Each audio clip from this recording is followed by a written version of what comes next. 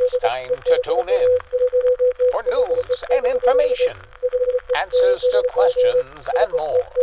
Ladies and gentlemen, stand by for Gage Houston. Nice dissolve. Well, hello everybody, and welcome to our first official MPW Fireside chat. For this first topic, I thought I'd talk a little bit about electric vehicles, or EVs. As many of you know, we recently placed into service MPW's first ever electric vehicle, and also many of you know that I purchased my first ever plug-in hybrid electric vehicle. So I thought I'd spend a little bit of time today talking about my experience with my Chevy Volt, because I've received a ton of questions about the car over the last few weeks. And then I'll also spend some time talking about MPW's EV strategy now and in the coming years. So first, my Chevy Volt. So what is it? It's a plug-in hybrid, which means that it has about 50 miles of all-electric range, but it also has a gas engine that then after those 50 miles will kick in and drive about another 300 plus miles on gas as well. So it has an actual plug, has a battery pack that gets charged when I plug it in to give me those 50 miles of electric range. So how much does it run on electric versus gas? So I've had it for about 6 weeks now. I think I've used maybe 2 gallons of gas, if that, during that time. With my driving habits, I live pretty close to the office. I typically run on all electric every single day. I've made 2 trips, I think, to Iowa City with the Volt since I've owned it. And in that time, once I hit that 50-mile range and the batteries drained out, it just switched over to the gas engine seamlessly. You would never notice. So for me, I'll drive about 90% plus on all pure sweet electricity. So charging at home, so every night I go home, I just plug it into a standard 120 volt outlet in my garage.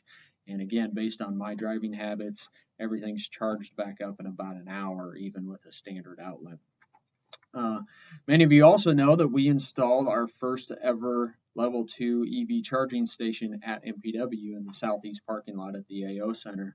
And so I've used that to charge my vehicle a few times, and it's a breeze. So basically you just download the EV Connect app to get started.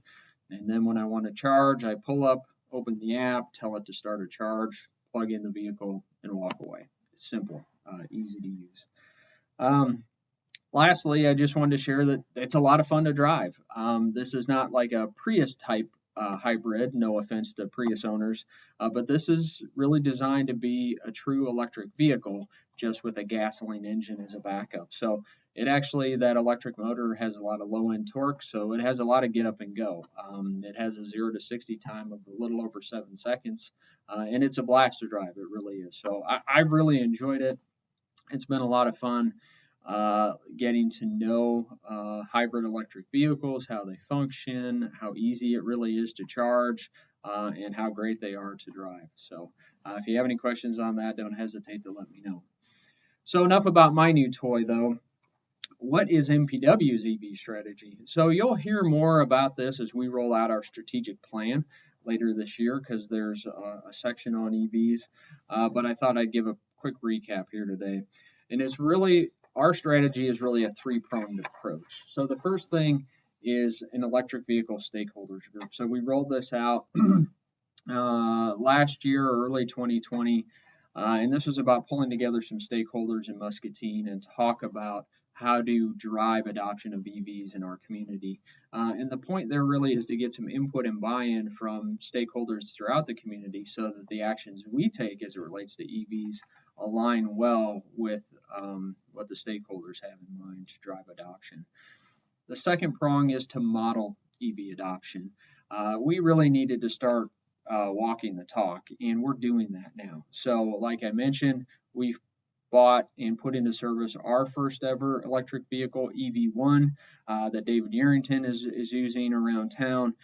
So we're putting it in service, but also we'll be showing it off a lot during community events. And anytime we get the opportunity, we're going to take this thing out to the community and talk about electric vehicles.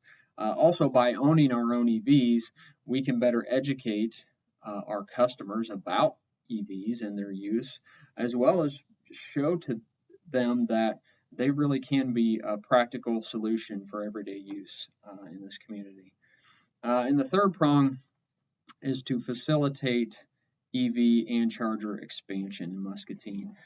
So we'll be rolling out soon an incentive plan for EVs, which includes rebates for EV purchases, as well as rebates for commercial accounts to install charging stations at their businesses.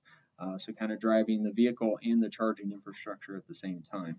As it relates to chargers, we've actually made a lot of progress on that front in the recent months. We recently secured a grant to install 2 public charging stations that we'll be installing downtown later this fall. So between our efforts and H&I's efforts, who installed several charging stations earlier this year, Muscatine will soon have a total of 7 charging stations with 14 total plugs in the community by the end of this year.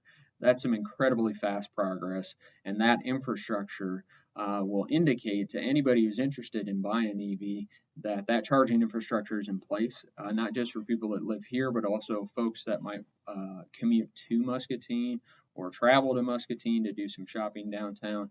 We have the infrastructure in place to support those EV owners. So why a focus on EVs? Why is this important for our strategy? Well, it's actually really simple. EVs are the single largest opportunity to electrify energy use in our service territory at this time. And so by driving more electricity usage through EVs, that means lower rates overall for all of our electric customer owners. And that's the biggest opportunity for us and why it's so important to our strategy. So as you could probably tell, I'm pretty excited about our strategy as it relates to EVs in the coming years. For a long time, we knew that a transition to EVs was kind of on the horizon, that it was building, but it really just felt a little too early to make it part of our strategy. But now is the time. The time has come for Muscatine to position itself to accommodate that transition. I really believe that a transition to a combination of all electric vehicles as well as these plug-in hybrid vehicles is coming, and it's going to happen significantly in the next few years. And we're going to be working through our strategy to make sure that Muscatine is ready for that transition. So I think that's all for today. That's our first chat. As always, if there are any questions about these topics, feel free to reach out to me. Also, if you have any idea for a future fireside chat topic, be sure to drop me an email at firesidechats@mpw.org. I've only got a few topics so far, so if you have any ideas, be sure to send those to me and we'll get them on the list. So that's it for today. Thank you all. Have an excellent day.